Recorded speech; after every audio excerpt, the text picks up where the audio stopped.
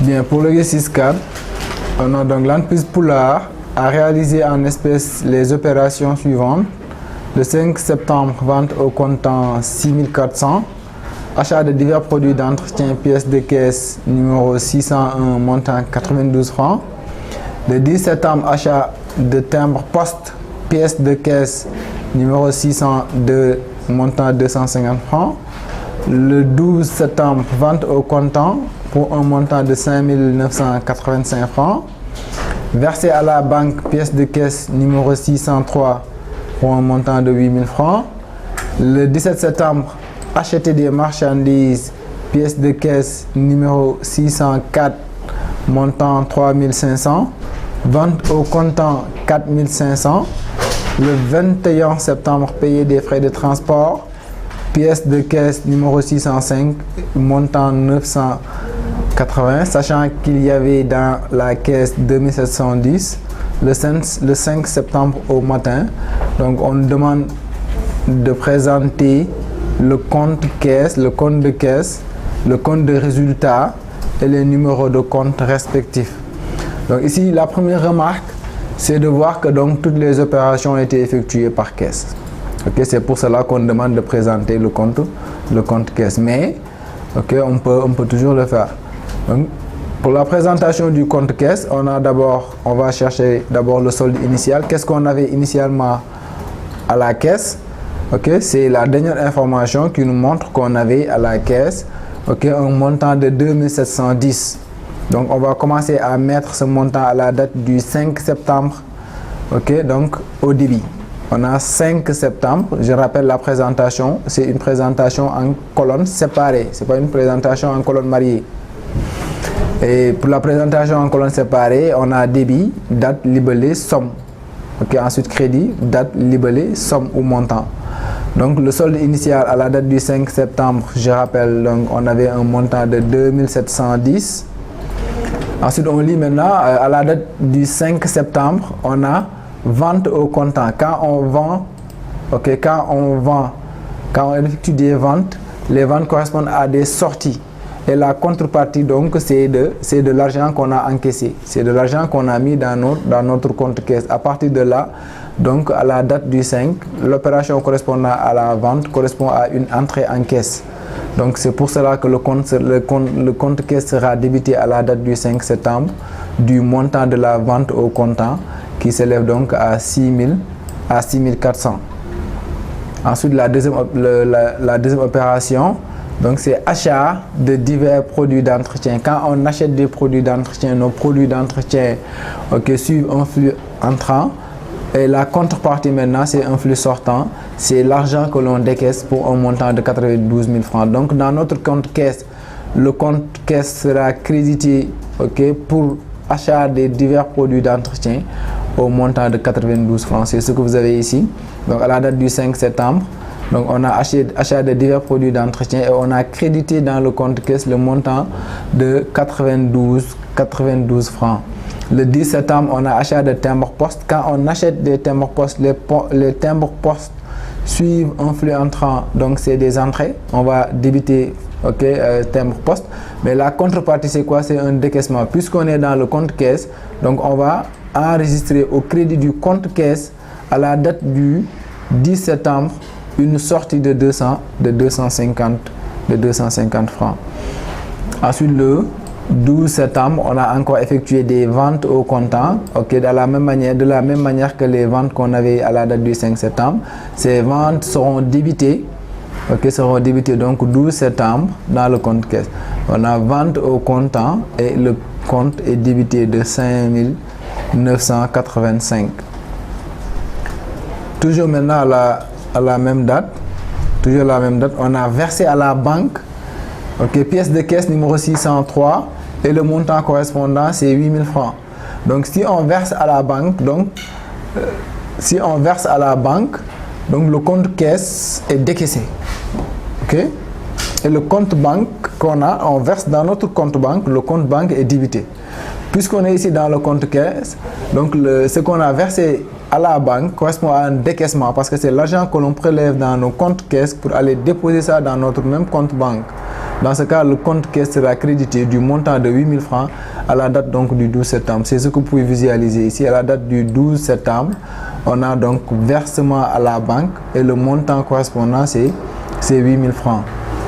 Ensuite, on a achat de marchandises le 17 septembre. On a achat de marchandises, pièce de caisse numéro 604 et le montant correspondant c'est 3 500. Donc quand on achète des marchandises, on fait un décaissement. Donc le compte caisse donc sera naturellement décaissé, sera naturellement crédité à la date du 17 septembre du montant donc de l'achat des marchandises. Ensuite, on a vente au comptant à la même date, le 17 septembre, on a vente au comptant. Donc quand on fait des ventes, le compte caisse, ça correspond à des encaissements.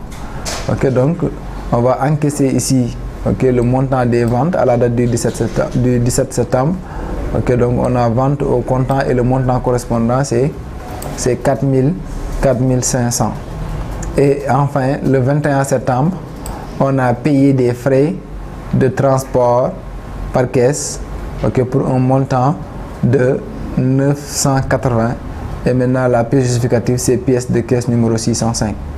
Donc, puisqu'on a payé, ça correspond à un décaissement et les décaissements sont enregistrés au crédit du compte caisse. Donc, on a payé frais de transport à la date du 21 septembre et le montant correspondant, c'est 980. De la même manière maintenant qu'on avait fait pour calculer le solde, donc on va faire la somme des éléments du débit. On fait 2710 plus 6400 plus 5985. Ce qui nous donne maintenant un montant solde débit, ou bien total débit. On a total débit de 19 595.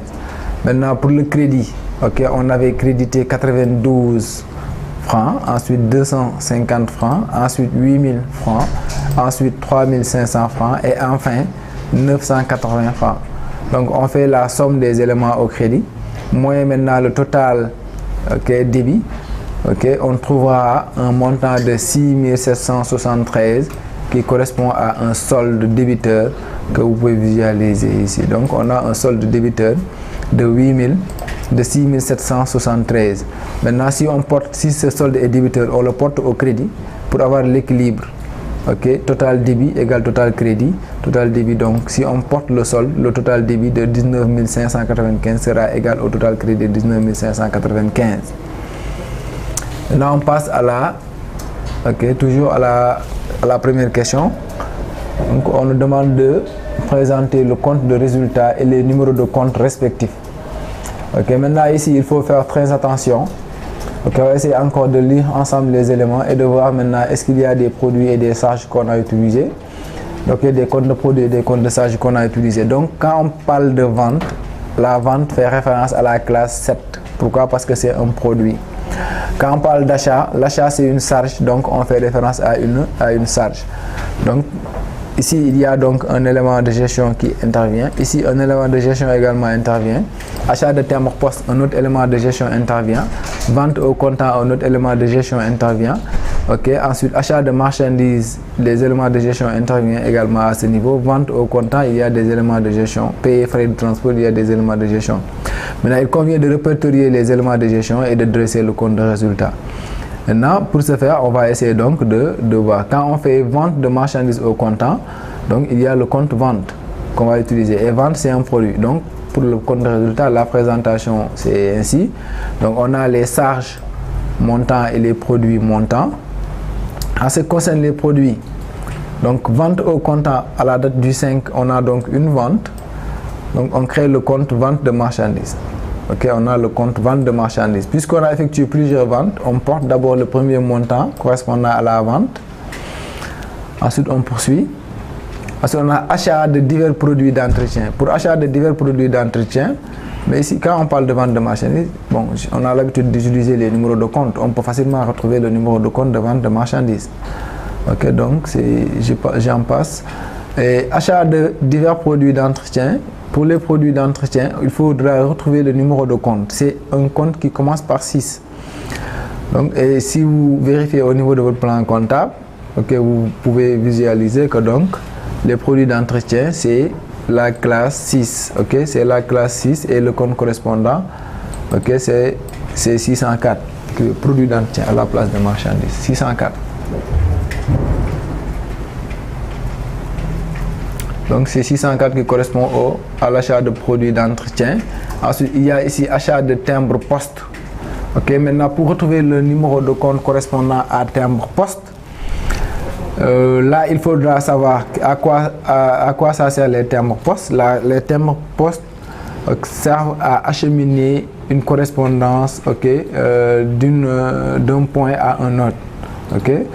Et donc c'est comme si ça sert à transférer un pli. Quand on parle de pli, c'est un mot, c'est une note, etc., etc. Donc il faudra, pour retrouver le compte timbre poste, il faudra chercher le compte correspondant à transfert de pli.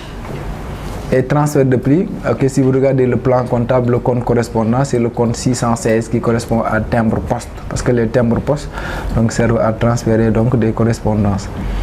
Ensuite, on a vente au comptant. On avait déjà ouvert le compte vente de marchandises. Donc, on va encore porter le montant de 5000, de 5985 à vente de marchandises. Ensuite, on poursuit. Vente au comptant. On a versé à la banque pièce de caisse.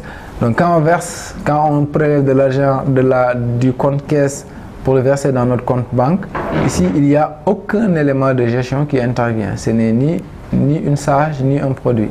Donc, cette information ne concerne pas le compte de résultat.